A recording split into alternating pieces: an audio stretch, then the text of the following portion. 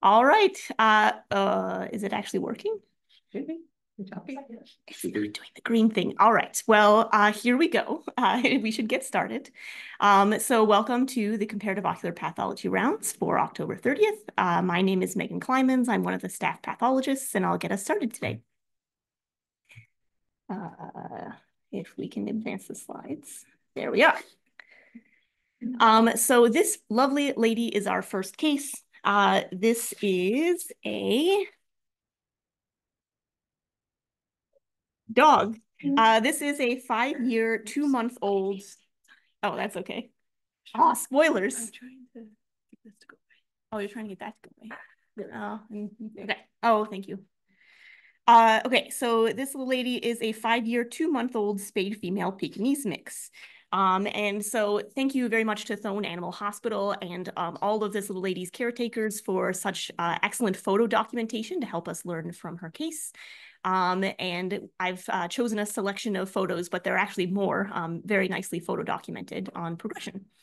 On the beginning of July of this year, we can see this little lady kind of at a baseline state. But then already just 15 days later, we can see blepharospasm on the left. We can see a little bit of scleral injection and maybe a little bit of periocular or ocular swelling. And then pretty rapid progression. Already a little bit less than a month later, here's what she looked like. We had pretty intense scleral injection. We have corneal opacification. We have a pretty overt exophthalmos in this case. And the other eye is also starting to show similar signs, just a little bit less severe. And then just 10 days after that, this is what she looked like. So we have sort of deviation of the globe, certainly exophthalmos, really severe scleral injection and corneal disease. And the disease is also advancing pretty significantly on the right-hand side, again, just a little bit lagging behind the left side. And so ultimately, this little gal presented to our submitters around this time, basically a day after this photo was taken. She had already been on hypertonic saline, tobramycin, cyclosporin, neopolybac, ophthalmic ointment, optics care, as well as oral pred, tramadol, clavamox, and doxycycline, and was not responding, as you can see. So they were looking to try and do anything to help her. But ultimately, despite best efforts for this little lady, here she is just 3 days after that last photo, and this is the day of enucleation of the left eye. So you can see pretty severe changes here. So indeed, our submitters describe an exophthalmos, scleral injection, perilimbal neovascularization, corneal edema, central xerosis. I love that word, xerosis, basically just meaning that the cornea was desiccated, absolutely dried out. We can see that this patient no doubt had a lag ophthalmos, not distributing the tear film over the cornea very well anymore. The cornea is not staying moist as it should. Negative response to red, blue, and white stimulus, light stimulus, difficulty retropulsing. And then notably, when they nucleated this left eye, there weren't any obvious mass effects in the orbit or around the eye, and they included that in our submission as well, very helpful. And then basically similar findings in the right eye, again, just kind of slightly less severe compared to the left, but still similar. So the left eye was enucleated, but unfortunately, we are not done yet. Here she is just 2 days after enucleation surgery on the left. And so her right eye actually got notably worse the day after surgery. And now here she is 2 days after. And ultimately, long story short, her right eye was also enucleated, and we have that one too, but not done yet. Here we are maybe a half a month or so after those last photos. Here she is with pretty severe complications at the surgical sites. You can see this exudate coming from the left-hand side, for example, and a pretty severe facial dermatitis up over the forehead and involving both incision sites. And so ultimately, both of her surgical sites were debrided. She had a culture of her surgical sites, which was negative. Bacterial culture was negative. And this is her a little bit later on, showing that dermatitis still. Ultimately, she was covered with broad-spectrum antibiotics despite the negative culture and went on immunosuppressive therapy. We'll explain a little bit more about why in a second, and responded well. And this is her in a much more recent photo. Yes, I wanted to show this before we got into the gross and histo so that you guys weren't wondering. She is doing much better, getting around well as a blind dog. And now that we have seen the clinical presentation and progression, we're going to add in the gross and histologic findings. And so be thinking about your differential diagnoses as we progress here, because here are our gross photos for both of our eyes. So this may add to your differential diagnoses, especially seeing the gross presentation of the left eye. So here's our hemicentered view of the left eye. This was the first eye that was enucleated. We can start from the front and go back. So here we have a really remarkably thickened cornea with that opacification. We can see the vessels actually ingrowing into the peripheral cornea here, basically. Pretty cool. And then this really severe and diffuse scleral thickening. Look at how thick the collagenous tunic is. Meanwhile, the uvea is actually relatively unconcerned. Pretty thin uvea, still kind of normal thickness here.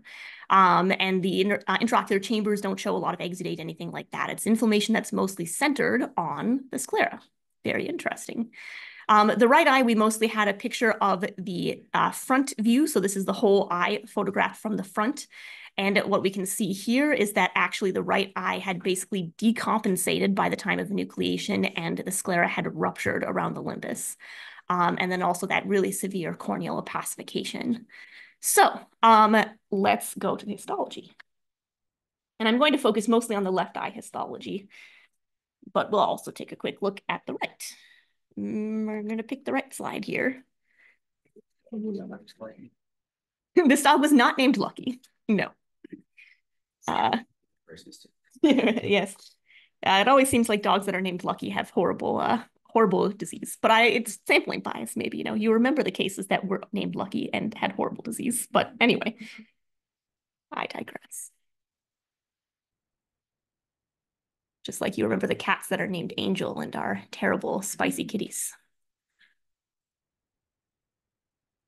Okay, I'm gonna try to get a subgross here. We're gonna see if we can get a... Okay, we may not be able to get a good subgross here.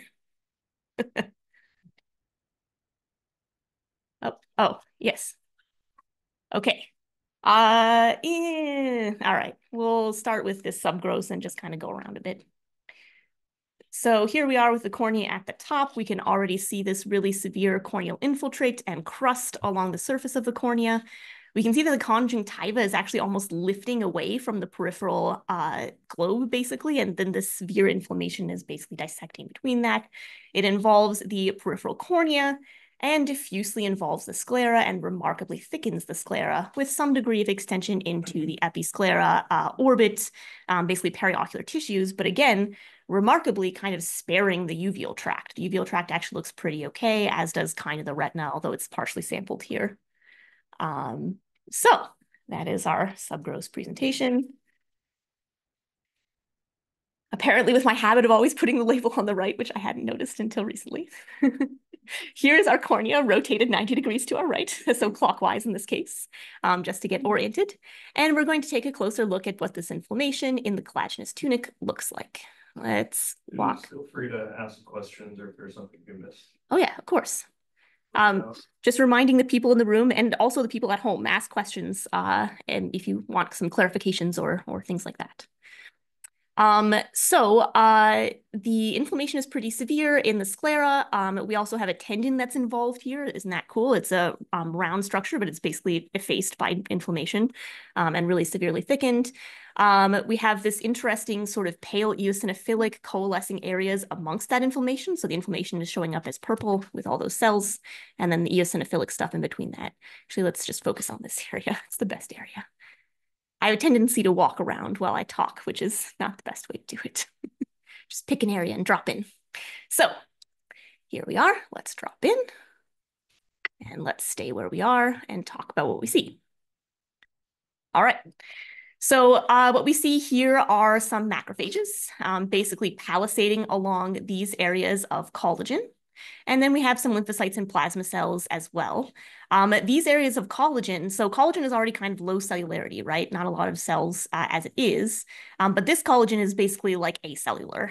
There aren't really any viable cells in this area. And so this is what we might refer to as devitalized, or some would say necrosis in cases like this, but we suggest not going with necrosis. We'll talk about that later because collagen is already primarily collagen is already primarily made of collagen with very few cells, but potato. So devitalized areas of collagen surrounded by macrophages and then also some lymphocytes and plasma cells. And this presentation histologically is pretty classic for a certain condition. We'll briefly take a peek at this tendon just because it's interesting, similar inflammation. And let's see, there are also basically some areas where the inflammation gets essentially Pyogranulomatous. So here is an example of that.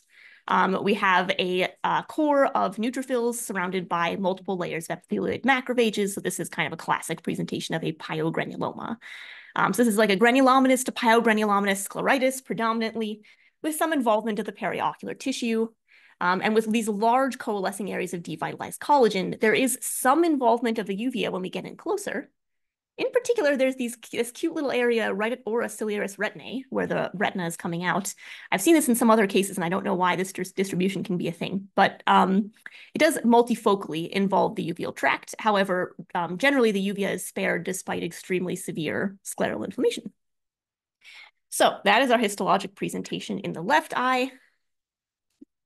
While you're formulating some differentials, we'll quickly take a look at the right eye, if I can pick up the slide. And it has a similar pyogranulomatous inflammation, which is involving the limbal sclera and primarily the limbal through equatorial sclera or so. Interestingly, this eye is relatively less severe to the left eye. We can see that the posterior sclera is a little bit more spared. There's some expulsive suprachoroidal hemorrhage. So all this hemorrhage is basically up under the choroid, which is something that happens when you have a sudden loss of intraocular pressure. Arterial pressure remains the same. Intraocular pressure is basically gone because the eye ruptured. And it's kind of like explosive decompression in the space movies. You get hemorrhage into these potential spaces because of that. And then here's our large area of scleral defect, which is basically just decompensation of this devitalized collagen that then becomes a rupture site. Something that I didn't really touch on in the left eye, but both corneas were pretty much the same. We've got extensive corneal ulceration, pretty severe desiccation, and variable coverage of those ulcerated areas with a serocellular crust. So really, really bad corneas as well. Let me throw the left eye back up while we talk some more.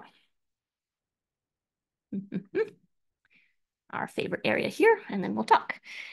Some of you may have already developed a differential diagnosis in this case. The most useful or most relevant diagnosis in this case would be granulomatous, sometimes referred to as necrotizing scleritis. That would be the top differential for a presentation like this. The histologic presentation here is relatively classic. Mainly the devitalized areas of collagen with surrounding palisading granulomatous inflammation, and inflammation that centers on the sclera and can basically multifocally or some degree involve adjacent structures like uvea and episcleral tissues or periocular tissues. This is presumably an autoimmune condition, but it's probably incompletely understood. We think that it is an autoimmune condition that is targeting the collagen, but it's really weird. So many of our cases in Coplow present unilateral. In this case, there was bilateral similar disease, right? And you'd think that if it is an autoimmune condition that's targeting collagen, mainly the sclera is type 3 collagen with some other types, there's type 3 collagen elsewhere in the body. So why just the sclera? Why is it sometimes unilateral and not bilateral? These are questions that are maybe not entirely answered. Interestingly, in human med, there is a comparable condition, granulomatous scleritis, aka necrotizing scleritis. According to the Ocular Path books I like to go to at least, roughly 50% of human cases are unilateral, 50% bilateral, so it can kind of be either or again. And roughly half of these cases have some known systemic condition, usually autoimmune or hypersensitivity conditions, especially rheumatoid arthritis has been associated with granulomatous scleritis in humans. So these are all interesting things. The association between autoimmune disease in our veterinary patients has not really been established, but we see this rarely in dogs. and incompletely understood. The really unusual thing about this case is that we had those facial cutaneous complications, so the dermatitis in the face, especially starting after both eyes had been enucleated, which per negative culture, didn't have anything, that was causing it secondarily. So interesting, and you kind of wonder if it was part of kind of an autoimmune or hypersensitivity type reaction, especially as it also responded to immunosuppression. But very unusual, basically, in this case. We don't have cases that have presented with that sort of dermatitis associated with granulomatous scleritis before this patient. This is the only patient to our knowledge.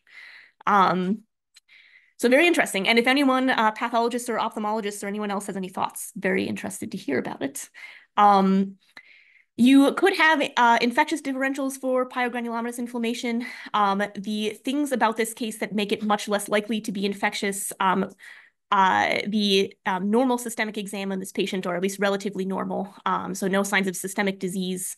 The centering around the sclera, so infectious agents like fungal disease, you might think fungal disease with pyogranulomatous inflammation.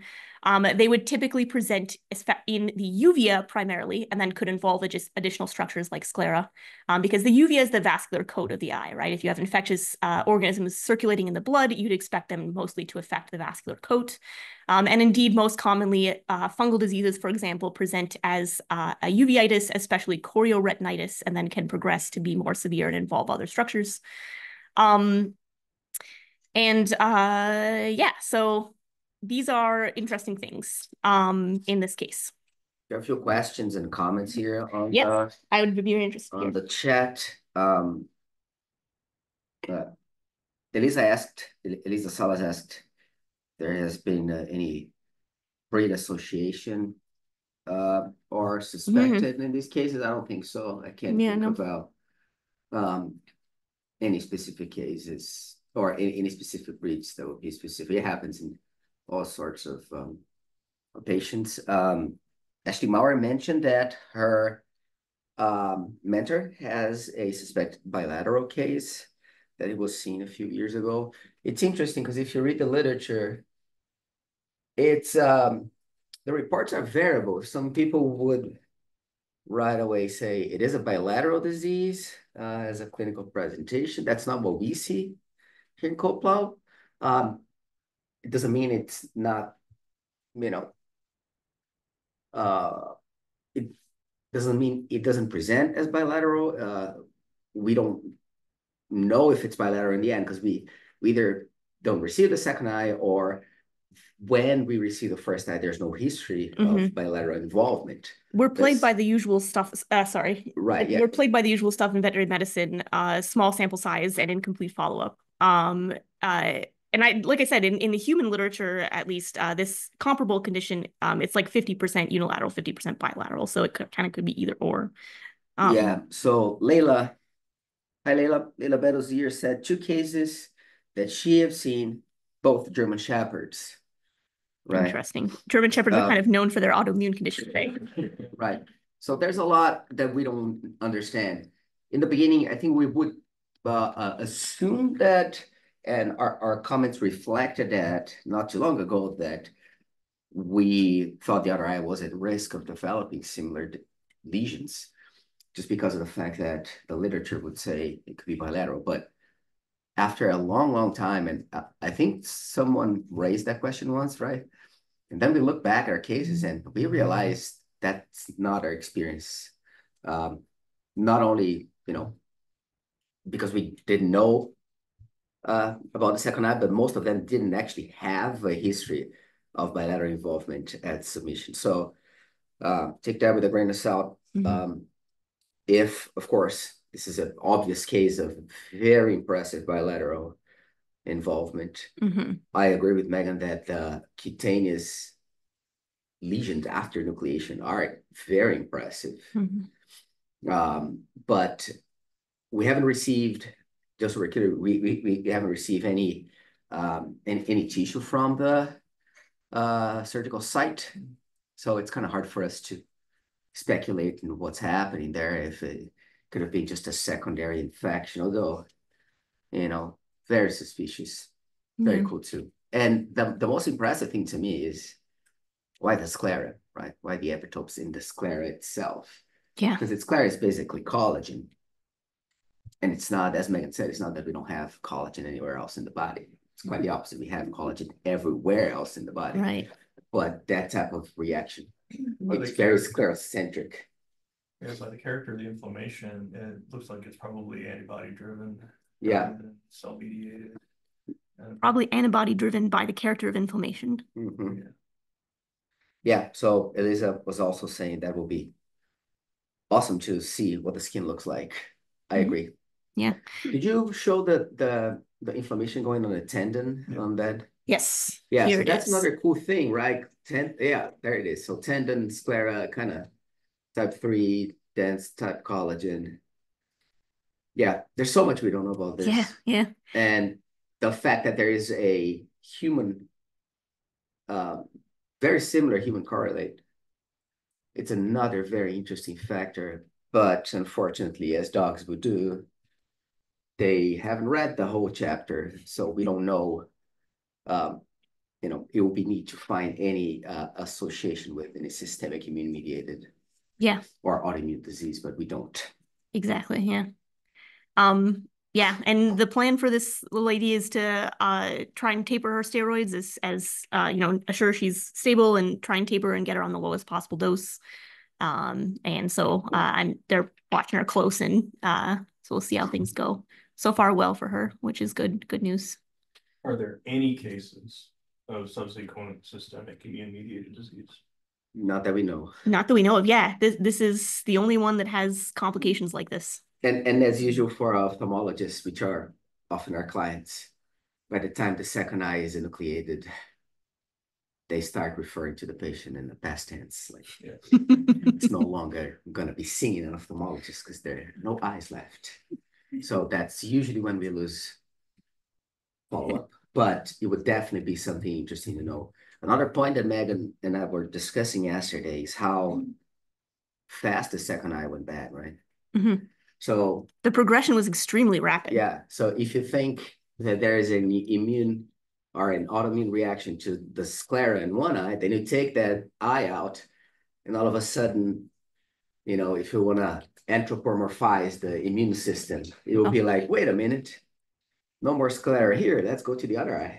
Right. And then the reaction on the second eye. So we see that with cases with uveidermatologic syndrome, for example, where you take one of the affected eyes or the affected eyes, and all of a sudden, all the melanin that's there for the immune system to react to is gone. And then the dog starts presenting cutaneous lesions, right? Because now the inflammation is targeting the skin melanin. Yeah, you do wonder, because I mean, the severe worsening of the remaining eye immediately after surgery was very interesting in this case too. And if it's antigen driven, right, and all of a sudden the surgery might have exposed the immune system to more, the poking the bear theory. Cool. Thanks, Megan. Yeah, very interesting case. Gotten any of these on necropsy to look to see just how far all that extends? Does the granulomatous inflammation ever extend around the optic nerves that Kai has? It tends to be around no, it tends to be sclera and episclerocentric. There's fibrosis around, so we often receive more orbital things attached to it because of adhesions, but it doesn't seem to, even like what Megan was showing, the tendon and going deeper in the muscle, it's not a very common presentation, right? Yeah, indeed. I mean, we actually have, this is semi-unrelated, but we do have specific optic nerve presentations of granulomatous meningoencephalitis. So, I mean, there are at least idiopathic inflammatory conditions that can kind of be like what you described. But in terms of specifically this type of presentation, granulomatous scleritis, it seems mostly centered on the sclera. There's been a thought that part of the reason why this condition perpetuates and kind of like worsens in the eyes, it might be that there's almost a vicious cycle where you have inflammation, you have breakdown of the collagen, you have activation of alternative pathways, and then additional collagen being laid down, which then gets attacked. And then it's kind of like a vicious cycle of sort of perpetuating the severity of the inflammation of the site.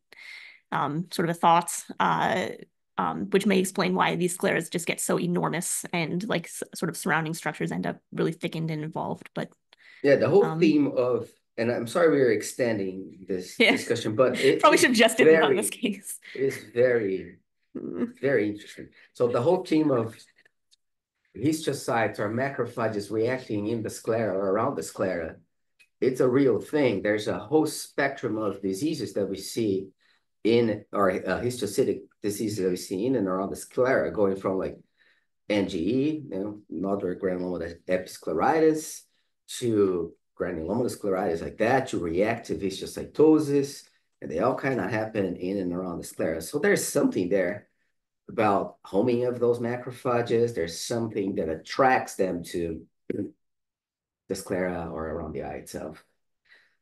And I mean, we have Dr. Gasper here, immunology macrophages, something. So we'll let you guys know by Friday. Yeah, right. Yeah. Yes, we'll just keep talking until 10 a.m. at least. That's an awesome case. It's a shocking clinical progression. Yeah, I saw that when I was in practice, I panicked. Yeah. Excellent documentation of the clinical progression. Yeah. Thanks, yeah. So I picked the second case because it's complementary to this case, but we'll try and do it pretty quickly so that the other guys actually have time to go through theirs. So this is a 3-year-old intact male pit bull terrier. Rather, these pictures are representative. We don't have gross photos of the pit bull himself. Please. So this patient has a really interesting and extensive history, which I will try to summarize. That's what I wanted. Definitely very prepared with this. All right, here we go. So this patient was diagnosed with immune-mediated polyarthritis about 1 week prior to the onset of uveitis. The patient was put on oral steroids and doxycycline, and then for the IMPA, and then the uveitis started in both eyes, pretty severe, with secondary glaucoma and buphthalmia developing in both eyes. Because the patient worsened in this case on topical steroids, they were really concerned about infectious disease in this patient. And so they did lots of testing, which I will now list for you, hopefully very quickly. So SNAP4DX, all negative. Rickettsia, Bartonella, Ehrlichia canis, Babesia canis, Babesia gibsoni, negative. All the anaplasmas, more Babesias, Apicomplexa, Bartonella, Ehrlichia, Hemotropic Mycoplasma, Rickettsia again, negative. Urine antigen tests for histoplasma, Cryptococcus, Coccidioides, Aspergillus, all negative. Let's see, that's it. Toxoplasmosis testing negative, and then neosporosis testing pending. Where's this dog from? This is a good question. Wait, they actually talked about this in the history. Hang on a second.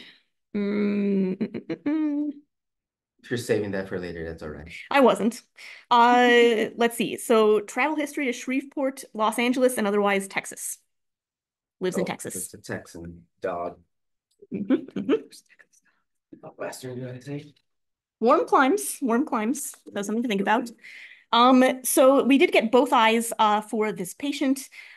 We have representative photos of what they may have looked like. So this eye here has a diffuse and severe thickening of the uvea this time, sort of mottled tan and brown. And then this one also has thickening, sort of a tannish thickening in the uvea, especially anterior uvea. Neither of these eyes actually exactly correlates in terms of our findings histologically with the case that we actually have. Interestingly, the eye on the left is actually uveo-dermatologic syndrome, so an autoimmune condition. And the eye on the right is actually fungal disease. So that was a really good coccidioides case that we had. So just some representative things, but also showing off that the gross presentation of severe uveitis cases like this doesn't necessarily tell you everything. So let's take a look at histology. We want to get this one a little bit faster. All right, so the eyes look pretty much the exact same. So we'll focus on the smaller slide of the left eye.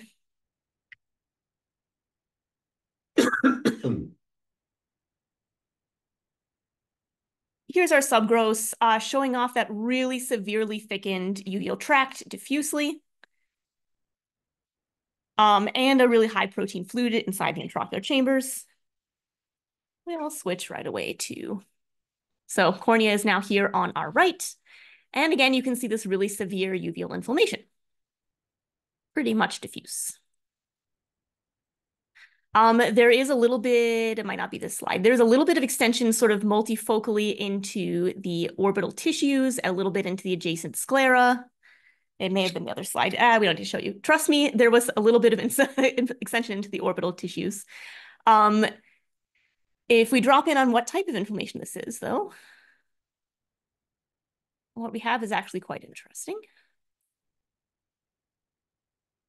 We actually have Pyogranulomatous inflammation. And so basically we have fairly discrete to coalescing Pyogranulomas. So we have cores of neutrophils, the multilayer surrounding carpets of epithelial macrophages, and then lymphocytes and plasma cells around that. So it's a really remarkable Pyogranulomatous inflammation with actual formation of Pyogranulomas. So this is an interesting presentation. A presentation like this in the uvea of a dog, I would absolutely also be thinking infectious disease, like they were saying clinically, or like they were worried about clinically.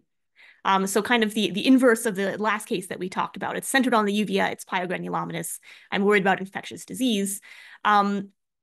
That said, no fungal organisms were found. We did a quick test for fungus. I was expecting it to come back negative, and it did. And especially since this patient has had such extensive negative testing for infectious causes of uveitis. They were a little bit worried about protothecosis. Actually, one piece of the history that I forgot was that this patient had a history of dietary responsive diarrhea, which around the time that the IMPA was developing also got more severe and was basically bloody. So I think they were correctly, or I would be worried too about protothecosis in the eye. That said, prototheca usually presents with actually very few inflammatory cells and mostly just algal organisms everywhere. So what now? Oh, sorry. What is prototheca is the question. So for everyone listening, prototheca is an infectious algae, which is very fun. So yes, mammals can be infected by algal organisms. How fun. So both prototheca species and chlorella species can cause mammalian infections. Protothecosis is probably our more common infectious algae that is blamed for ocular disease. It can also cause severe colitis in dogs and produces a bloody diarrhea that is often kind of a case like this, where like they have everything in the kitchens, everything but the kitchen sink thrown at them, and you can't find a cause, and then eventually it ends up being protothecosis. However, that's not what this histologic presentation is in the eye. So we can at least tell them that prototheca is unlikely. So basically just a very weird case. This case basically presents like an infectious disease this time, but there's extensive negative testing that suggests it isn't. Certainly with a diffuse uveitis, like we showed you on the gross photo, you could think about autoimmune conditions like uveidermatologic syndrome, but usually uveidermatologic syndrome is sort of a mix of macrophages, lymphocytes, and plasma cells, not really discrete pyogranulomas. And very, very many, like large numbers of those cells, the macrophages are usually laden with pigment, which there are some melanin-laden macrophages in this case, but it's not really a predominant component. And you wonder in a case like this if just necrosis of the uvea with release of melanin and then phagocytosis of that by the macrophages is why we see that. So it's definitely interesting, and it's not really presenting like a lot of the classic autoimmune diseases in the eye usually do. But such negative infectious disease testing, we don't really have evidence of infectious disease either. So a weird case. Basically, in a case like this, maybe autoimmune conditions could be a diagnosis of exclusion, and at this point is an idiopathic Pyogranulomatous panuveitis bilateral. Weird case. See, I've already taken up too much of our time, so. If I remember correctly, these were probably the cases you were battling with on last month, so. Yes. It's one of the therapy sessions. I've been very worried about both of these cases and mulling them over quite a bit. Good. So. Get that out of your system. Yes, thank you. I'm a bit of a worry ward, as just a bit, as people know me might know. Yes, indeed. So lots more to worry about out there. Yes, indeed. Oh yes, there's so much to worry about. Let me tell you. All right, so that's these cases. And I will move because, like I said, I've already taken up too much time.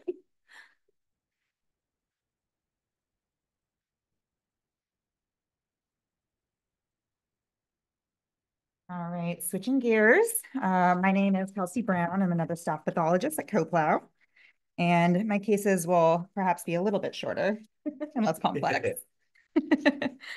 So our first one is the globe from an 18-year-old quarter horse mare.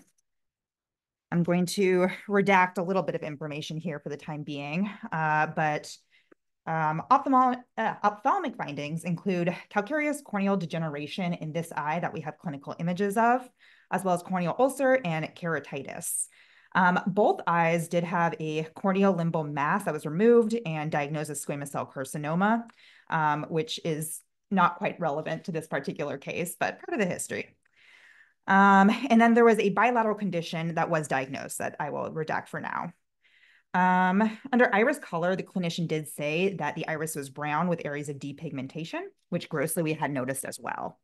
I do not have a gross photo of the globe, but we have these lovely clinical photos that the clinician provided for us, showing this keratitis. We do have this nice ulcer here, as well as very profound vascularization. There are these areas of opacity, which I assume are associated with the cornea. I had a hard time kind of seeing the iris beyond the cornea here to show those areas of depigmentation. But luckily, we have a histologic correlate for that. So we will switch gears over to the slide. And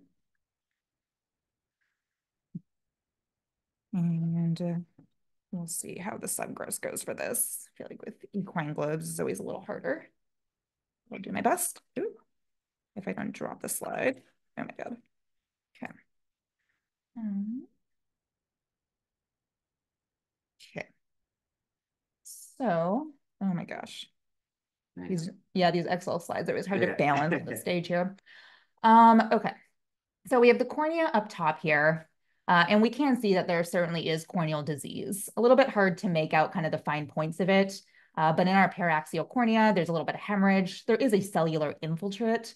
And then kind of hard to make out, but we do have some intact corneal epithelium. And there's areas here where we do have loss of it. I'll go a little bit closer to show that, though. It might be a little hard to believe at this power. When we go more posterior, kind of lining the posterior aspect of the cornea, there is this membrane that perhaps does have some cells associated with it. Again, you might just have to believe me for now. I will prove it. And then also this power, again, hard to make out, and I'm also having a hard time holding this slide. Oh my gosh. There is a little bit of a cellular infiltrate in our iris as well. As we move back, posterior aspect of the globe is relatively unremarkable. We do have our optic nerve, retina, everything else is pretty boring at low power. All right, I'm gonna pop this up now because I'm not holding this slide very well. Okay. All right. So similar to Dr. Kleiman's, I also orient the cornea on the right side. So this has also rotated 90 degrees clockwise. Let's see, ignore my dots. We're just gonna start in an area with more intact corneal epithelium. So here's our epithelium. It is a little bit thickened. We can kind of see these little kind of flakes of keratin. So there is some keratinization as well, just emphasizing that we do have this chronic corneal disease. We do have vessels in our stroma, so it's vascularized. And in these areas where it's more intact, there is a little bit of a cellular infiltrate too. Nothing too exciting, mostly lymphocytes and plasma cells, kind of the stray neutrophil also bopping around in there. Out, and we will follow our cornea. We might be following it for a while. Let me find our ulcer. There we go. So we do have an ulcer here. And on top of our exposed corneal stroma, we do have this pretty thick and a linear band of mineral.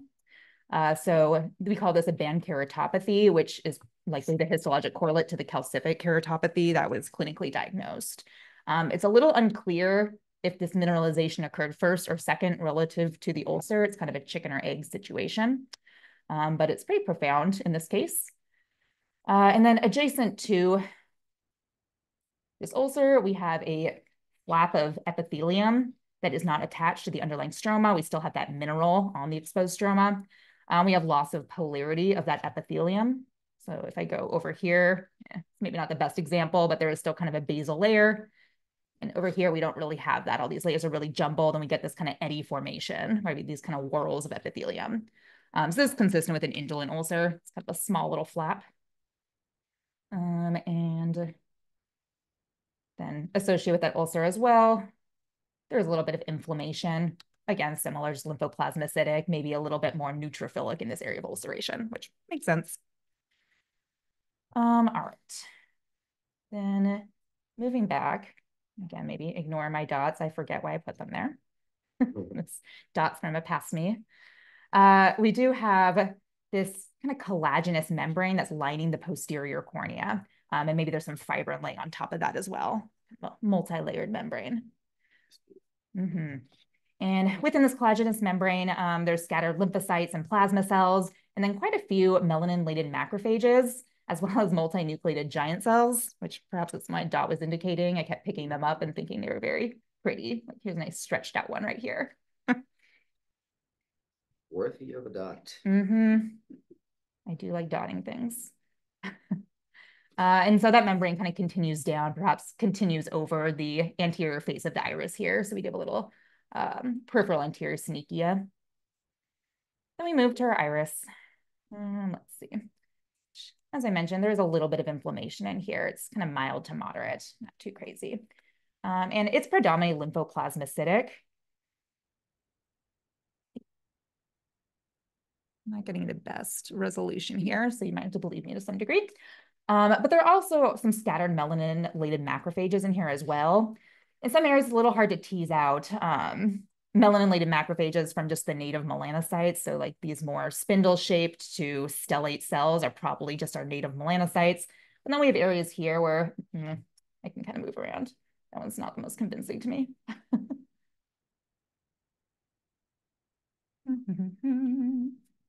Yeah, where's a little bit more? Let's go here.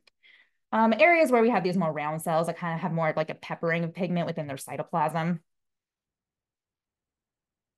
And then I'm going to back out. So in some areas, we still have these kind of native melanocytes along the anterior face of the iris. They're also in the stroma. And then there are these areas where we lose those pigmented cells, and we just kind of have iris stroma without really much pigmentation, which is likely the correlate to that depigmentation described clinically and grossly when we looked at this globe. I just show back out. And there's kind of patchy areas with that. Areas, again, where just the stroma looks a little bit less pigmented. There are some areas where we don't have the posterior epithelium. However, if we go up to the lens over here, likely there is just kind of artifactual stamping of the lens onto the posterior iris here. So this is probably just artifactual loss of those pigmented cells. And then otherwise, there really isn't much else to say about this globe. The posterior segment is pretty unremarkable. We have a very lovely retina, optic nerve. Everything looks pretty good. I guess since I'm here, there is this incidental mineralization of the scleral collagen in the posterior segment, but not super relevant to our case and a pretty common aging change in horses. How old was this horse? 18. 18. So I will move to the PowerPoint, not Chrome. So this constellation of lesions is consistent with the syndrome of heterochromic iridocyclitis with secondary keratitis in horses, which brings me back to the history that was provided to us. They actually diagnosed this condition in both of the eyes. This one was the worst affected eye, and had been uncontrolled since about a month prior to enucleation. So kind of our major supporting features that lead us to this diagnosis are going to be this panuveitis that's primarily lymphoplasmacytic and histiocytic, the presence of melanated macrophages, and then our loss of melanocytes within the stroma and anterior iris. We can also see these retrocorneal membranes that we saw, and then also keratitis on top of that. This is typically a bilateral condition, which was the case in this particular instance. And the cause of this, we do not know. It seems like maybe it is a little bit of a pain to treat. Immunosuppressive medication seems to be kind of the standard of treatment, so localized immunosuppressive therapy, which is variably responsive. And that is my first case. Yeah, there are some, so that's a relatively new syndrome, and it has some comparable features to uveidermatologic syndrome in dogs. They're macrophages, phagocytizing melanin. And just so, just to frame it, I think the keratitis part of it is probably secondary to the retrocorneal disease that Kelsey showed us. So even though it's the initial and most prominent clinical feature for clinicians, that keratitis, the disease seems to be an anterior uveitis that lead and endotheliitis that lead to that. How many cases you have? How many cases we have? We before the paper came out, we had 0. Then we were like, oh, this is cool. And then we look back into our archives of all the cases that people thought were ERU, equine recurrent uveitis, and then we were like, yeah, it quite doesn't look like, and a lot of them were this disease. So it's been around, we just didn't recognize. I would say I have been diagnosing it much more frequently. I don't know, like 20, 30 cases, something like that. Is my only case so far, so I can't comment on that. It's exceedingly rare in my opinion. My N equals 1. Yeah, once in a lifetime for me. All right. So Ryan mentioned in more mild cases, I think the history is key, knowing that it has been clinically, there has been clinically appreciable depigmentation is very helpful too. Yeah, because that's something we are very bad at identifying is changes in pigmentation of the iris, because we only have one shot when the eye is out. Cool. Awesome. Okay, can move on to our next one. So our next case is going to be the globe from a castrated male domestic short hair of unknown age. The age just says 0. I suspect from this image, this cat was a little older than 0 years, but who knows? And the history we were provided was an intraocular mass effect was noted by the owner. Was brought in and they corroborated that there indeed was an intraocular mass effect, kind of the dorsal medial aspect of the globe. They were also diagnosed with fibrinous uveitis in this eye, as well as an incipient cataract. So, remove that equine globe. Oh, and this one, actually, we do have a gross image as well. I forgot. So we were able to see that mass effect in the clinical image, but really that was just the tip of the iceberg. So we do indeed have this large mass effect that was in the dorsomedial globe. However, it's kind of mostly affecting the posterior segment of the eye. So within kind of our ciliary body, as well as maybe affecting or elevating the choroid here. And then it seemed to also be protruding into the sclera. We had said with our gross image, I think. Yeah, invading sclera question mark. It's a little bit difficult to see. So we will move to this. Hopefully this will be a little easier. The condenser? Oh, yeah, you're right. The stage. The stage. Oh, thank you. Like, why isn't this working? Right. Okay, there we go. We're back. All right, let's figure out how to arrange this menu. Okay. So this globe's also a little bit large for a cat due to that giant mass. So we have our cornea up top here, which low power, it's relatively unremarkable. But as we move back, there is a variably cellular exudate within our anterior chamber.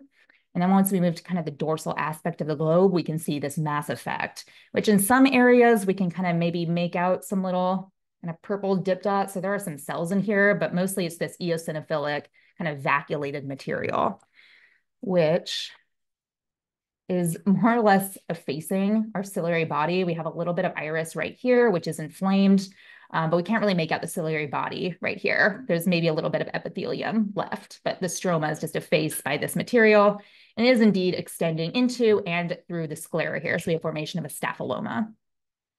As we move backwards, here is our choroid, which in some areas it is being disrupted by this material. Mostly it's just kind of being elevated. So we have this kind of suprachoroidal exudate. And then our retina does get a little bit chopped up in areas, but there is segmental detachment, and we have this subretinal material as well. All right.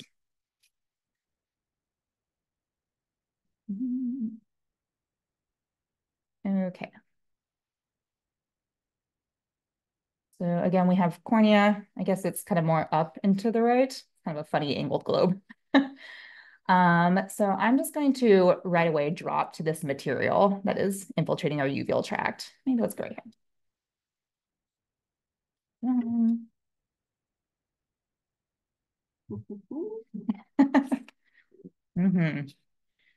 So in our somewhat more cellular areas, we do have kind of a smattering of neutrophils, all these little guys, and then macrophages. And then interspersed with those inflammatory cells, we have just a ton of fungal yeast. You can kind of scooch around so we can see all of them. So all of these are little yeast bodies. Yeah. Let me go to an area where you can kind of make out their features a little more. Hopefully that's showing up okay. People watching on their cell phones, they appreciate it. Yes, for the cell phone viewers. So there's about 8 to 10 microns in diameter. They have this kind of thin eosinophilic wall, and then they're surrounded by this very thick clear space, which is kind of, just some people call that capsule. It's kind of considered a shrinkage artifact. But altogether, these features are very supportive of Cryptococcus. And there's just and there's just an absolute ton in here. This is kind of the major diagnosis. I don't have any other major things to pull here. So everything else I'm going to show is just the extent of this yeast infection. So here's our iris right here. And we just have more Pyogranulomatous inflammation, gets a little more lymphoplasmacytic as we move into the stroma. As we move back, just all of these are yeast organisms, sometimes surrounded by inflammation. Most of it's pretty acellular, though, which is consistent with Cryptococcus. Usually you don't see much of an inflammatory infiltrate with this fungus. We move over to our choroid. Again, there are some areas where it's also infiltrating the choroid in addition to the ciliary body and iris. So it's a pretty uveicentric infection. Then I think our last kind of thing to show is there's this little subretinal area where we have this kind of proteinaceous fluid deep to it. And there's all these kind of clear spaces, which initially I thought were just kind of little artifactual bubbles in this fluid.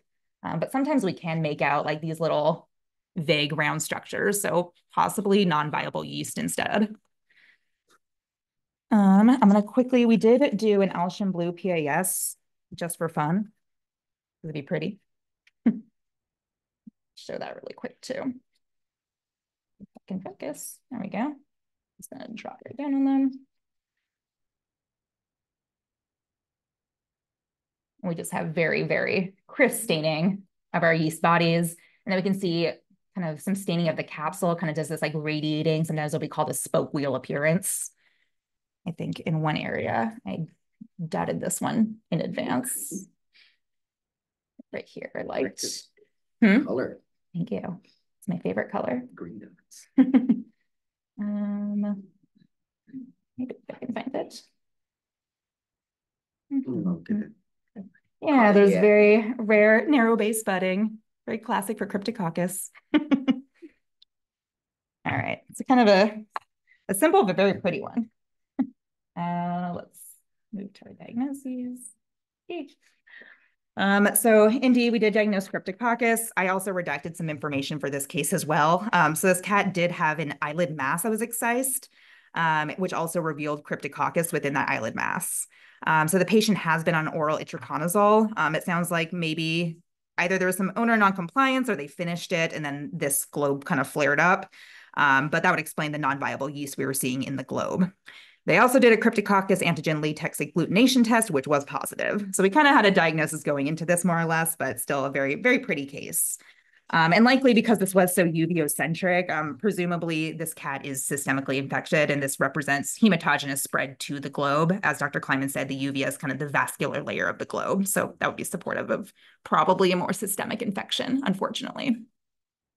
And that is what I have. Dr. Miller, do you have time for to rapid fire a case? Yeah. Might be able to squeeze one in. Okay, I will hand it over to Dr. Miller then. Feel free to choose if you want to do the first or the second. Oh, That's great.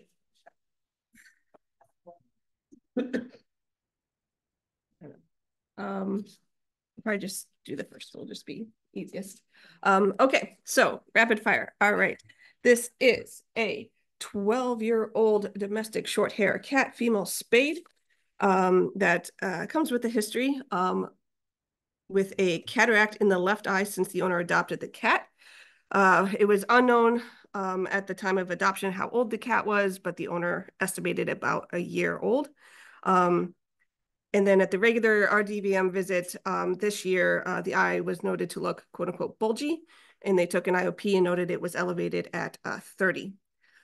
So on ophthalmologic exam, the left eye had a deep anterior chamber, 2+ flare with occasional cell, had endothelial fibrosis with focal areas of crystalline endothelial opacity, keratitic precipitates, dyschordia, posterior synechia, fibrosis, and white coloration of the anterior surface of the dorsal iris. There was also hyperpigmentation of the iris, and it was had an altered contour nasally. It had a hypermature cataract with a wrinkled anterior lens capsule, posterior ventral subluxation, and they were not able to visualize the fundus. They took the eye, and this is our hemisection view, a cornea up top, got a nice clear cornea. Anterior chamber is a little bit wide in here. We do have this membrane here that's kind of in front of the iris. It kind of looks a little bit misshapen here. We'll take a closer look at that. Got a very large hypermature cataract in the center. It's very yellow, very irregular shape. A little bit of hemorrhage in our vitreous and a little bit of some white material kind of almost circumferentially around the posterior portion of our globe. Oh, yes. So, limbus is up here, and then the iris leaflet is way back here. So probably some angle recession going on there as well. So, take a quick look.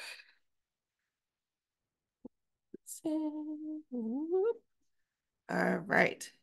So here is our globe. Again, cornea up top. Here is our iris with some tissue kind of starting to come off of it. This side, you can see two things that might look like iris. But this is just part of that membranous tissue, a little bit anteriorly. And then again, here's where the conjunctiva is here, so our limbus. And then if you keep going back, now we finally get the base here of the iris. It's lifted off. And the iris and the ciliary body here is kind of distorted. We got lots of hyperplasia of the iridociliary epithelium that we'll take a quick peek at. This little thin membrane here, I'll show it to you a little bit closer, is actually retina. It's detached and very, very atrophied.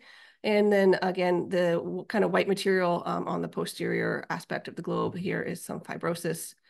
And we've got a couple extra radial sections here.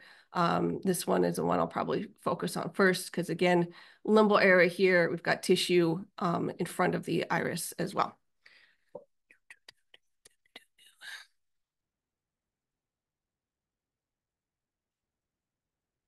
All right, so zoomy.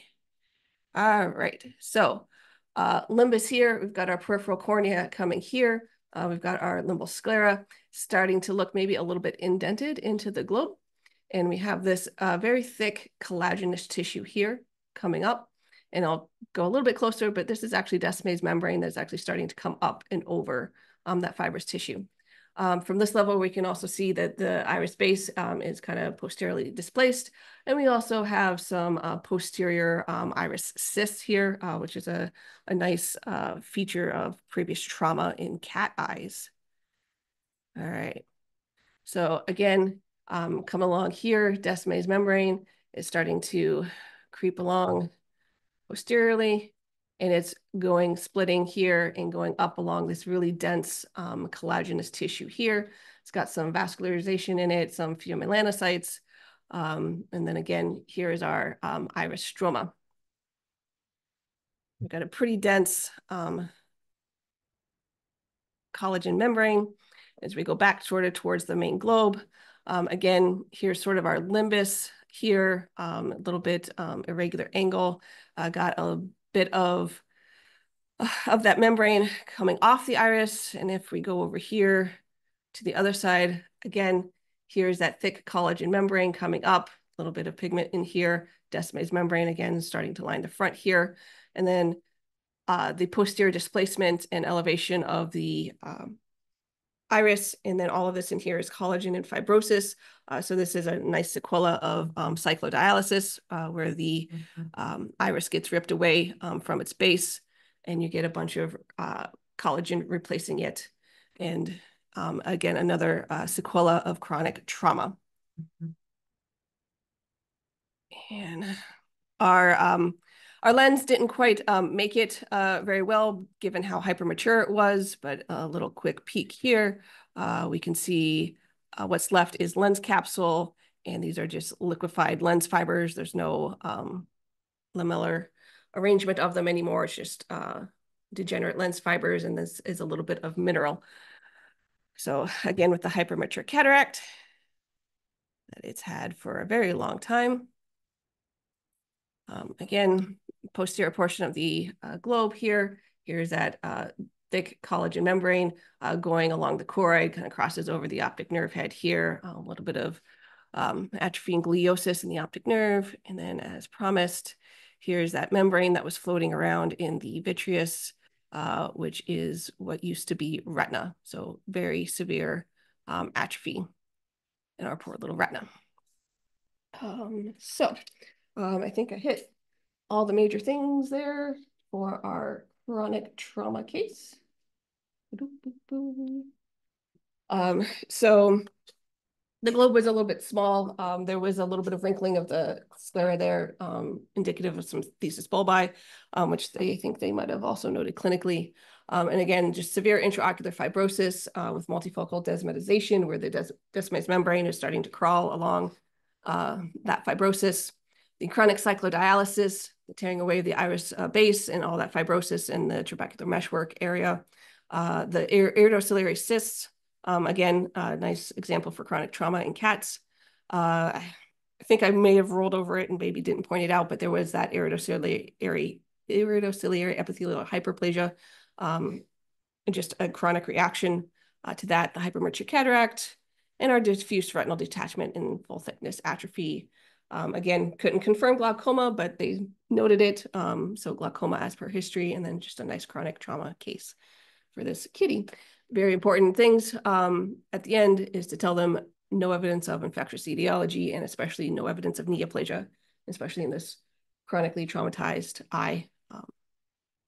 So quick and brief for you, finish up, and we will catch you guys next time in 2 weeks. See you all in 2 weeks. Thanks for coming. Thank you. And share. Oh, just there. That's right.